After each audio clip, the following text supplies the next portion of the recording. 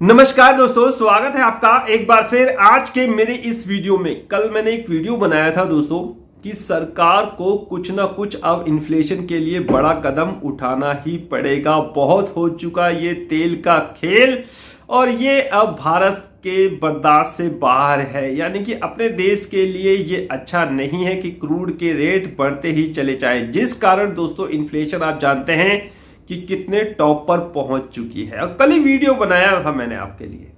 तो वीडियो बनाने का उद्देश्य रहता है, मैंने आपको बता रखा है कि अपने भी सूत्र है सब कुछ, और इसीलिए मैंने कल वीडियो बना के आप लोगों के लिए डाल दिया था कि अब ये जो क्रूड के प्राइस बढ़ रहे हैं ये सरकार के बर्दाश्त से बाहर होते जा रहे हैं। इन्फ्लेशन ऐसा ना हो कि साहब हाथ से निकल जाए और फिर हालात श्रीलंका और नेपाल जैसे बनने शुरू हो जाए। इससे पहले ही कुछ ना कुछ स्टेप हमें लेने पड़ेंगे और वही हुआ। पहले आरबीआई ने रेट हाइक किए और कल साहब सरकार ने भी एक्साइज ड्यूटी कम कर दी। किस पे साहब? पेट्रोल और डीजल पर। मैंने कहा था कि सरकार को कुछ इंतजाम करने पड़ेंगे। वीडियो देख लीजिए, कल की वीडियो अगर आप देखेंगे बहुत कुछ उसमें भी आपको समझ में आएगा। तो एक्साइज ड्यूटी कर दी गई साहब कम पेट्रोल और डीजल पर। कितनी? वो मेरे टेलीग्राम चैनल पे न्यूज है, हिंदी और इंग्लिश दोनों में, आप जाके उसको देख सकते हैं। तो एक्साइज ड्यूटी कम करने से क्या होगा दोस्तों? पेट्रोल और डीजल के दाम कम हो जाएंगे। जब पेट्रोल डीजल के दाम कम होते हैं तो ऊपर से नीचे तक सभी वस्तुओं के दाम कम हो जाते हैं, क्योंकि सबसे ज्यादा जो महंगाई बढ़ने की चिंता होती है ना वो क्रूड की वजह से होती है। अगर कच्चे तेल के दाम बढ़ रहे हैं, पेट्रोल डीजल भी बढ़ेगा। पेट्रोल डीजल बढ़ेगा तो माल ढुलाई में भी दिक्कत है। अब जब पेट्रोल डीजल बढ़ेगा तो ऐसी कोई चीज नहीं है जिसके दाम ना बढ़े। मुझे कहीं जाना है तो इन्फ्लेशन बढ़ेगी, कोई सामान कहीं से कहीं पहुंचाना है तो इन्फ्लेशन बढ़ेगी। कहने का मतलब यह है दोस्तों कि अगर क्रूड प्राइस ऊपर जा रहा है तो इन्फ्लेशन का बढ़ना तय है, और इसी पर सरकार ने करी है चोट।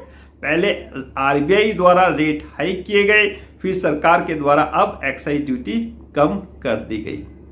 और इसके पीछे एक और मुख्य कारण है कि हमारे देश की कुछ चुनिंदा तेल कंपनियां हैं जो रसिया के साथ सस्ते क्रूड ऑयल पर बातचीत कर रही हैं। मेरे ख्याल से अब तक वो संभव हो चुकी होगी और सरकार को लग रहा होगा कि शायद वहां से डील पॉसिबल हो जाए, क्योंकि अभी ऐसी कोई खबरें नहीं है कि डील हुई या नहीं हुई है। सिर्फ खबरें आ रही थी कि रसिया से सस्ते दामों पर कच्चा तेल मिल सकता है, और शायद अगर डील पॉसिबल हो गई, यही सरकार ने सोचा हो कि अब कोई दिक्कत परेशानी नहीं है, हमें कच्चा तेल सस्ते दामों पर मिल जाएगा, इसलिए हम इसको आगे पास ऑन करते हैं, और फिर साहब सरकार ने आम जनता को भी राहत दे दी। देखो दोस्तों, मैं हमेशा आपसे कहता आ रहा था कि इन डीआईएस की बाइंग को समझो, डीआईएस क्यों खरीद रहे हैं इसको समझो।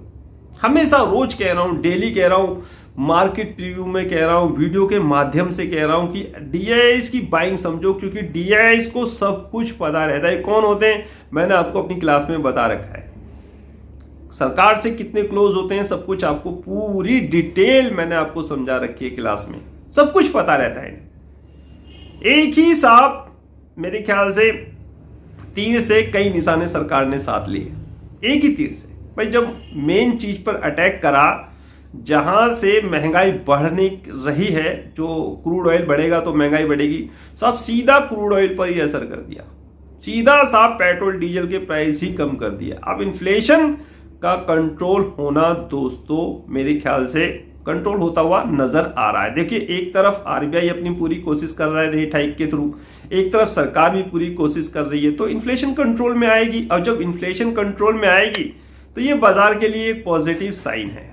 थोड़ी लिक्विडिटी की समस्या हो सकती है, लेकिन बाजार इसको एक पॉजिटिव साइन ही मानेगा। और अगर इन्फ्लेशन हमारे देश में कंट्रोल रहती है तो भविष्य को देखते हुए बाजार ये समझेगा कि इन फ्यूचर आरबीआई ग्रोथ पे फोकस करेगा और साहब इंटरेस्ट रेट नहीं बढ़ाएगा। इसी चीज को, इसी पॉइंट को बाजार नोटिस करेगा कल, और साहब बाजार में आ सकती है एक तेजी। यानी कि सरकार के कई बड़े ऐलान के साथ बाजार भर सकता है उड़ान। और मैं हमेशा आपसे कहता आ रहा था कि इन डीआईएस की बाइंग को ध्यान में रखो, ध्यान में रखो, क्योंकि अब ये बाजार दोस्तों 2000 वाला बाजार नहीं है, अब 2022 का बाजार है। सरकार ने पहले कंपनियों की स्थिति को मजबूत किया, रसिया से सस्ते तेल आयात की डील पक्की करी, यानी कि रशिया से कुछ समझौते अगर हुए हैं तो सरकार ने ओवरऑल सब कुछ देख दाख के, यानी कि सरकार के पास पर्याप्त मात्रा में स्टॉक हो गया है तेल का, और सस्ते मेरे ख्याल से दामों पर अगर रशिया देने को तैयार हो गया तो वो भी एक पॉजिटिव इंपैक्ट है, और उसी को पास ऑन आगे करा है, आम जनता को राहत दी है। तो सरकार ने दोस्तों इंप्लीमेंट अब करने शुरू कर दिए हैं, इन्फ्लेशन पे चोट अब करनी शुरू कर दी है। आरबीआई भी सरकार भी मिलकर कर रहे हैं काम, और ऐसा नहीं है सिर्फ पेट्रोल और डीजल के घटाए गए हैं दाम, साहब स्टील प्राइस की इंपोर्ट ड्यूटी को भी कम कर दिया गया है।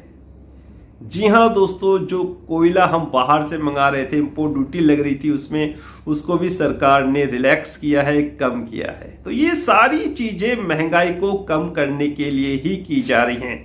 पूरी विस्तृत रिपोर्ट, पूरी विस्तृत जानकारी मेरे टेलीग्राम चैनल पे लगी हुई है, जाके आप उनको पढ़िए, समझिए, बहुत कुछ आपको वहां से भी सीखने और जानने को मिलेगा।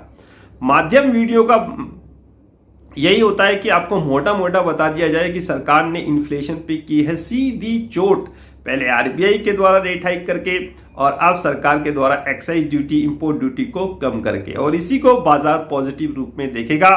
डीएस की बाइंग एक मुख्य कारण यह भी हो सकती है कि वो जानते थे कि सरकार कुछ ना कुछ बड़ा स्टेप जरूर करेगी समय आने पर, और सरकार ने उस निर्णय को दोस्तों ले लिया है, और मुझे ये पॉजिटिव साइन लगता है कल के लिए बाजार में। तो डेफिनेटली बाजार इसको एक पॉजिटिव रूप से में देखेगा, और एक अच्छी खासी तेजी आप बाजार में देख सकते हो। इसीलिए मैं कह रहा था कि अच्छे अंडर वैल्यू स्टॉक आपको बाय करके रखने हैं। गोदावरी पावर मेटल सेक्टर में हमारे पास है, जिसको इंपोर्ट ड्यूटी कम करने का फायदा होता हुआ दिखाई देगा। कैनरा बैंक रेट हाइक नहीं होंगे, जिस वजह से बैंकिंग सेक्टर बहुत तेजी से ऊपर जा सकता है। फाइनेंस सेक्टर में अच्छी खासी तेजी आ सकती है, बैंक निफ्टी ऊपर जाएगा तो डेफिनेटली फिर निफ्टी को सपोर्ट मिलना तय है। और साहब फिलहाल मुझे आज का वीडियो समाप्त करने की आज्ञा दीजिए। नेक्स्ट वीडियो में नए अपडेट के साथ होगी मुलाकात, तब तक कीजिए इंतजार। फाइनली नमस्कार।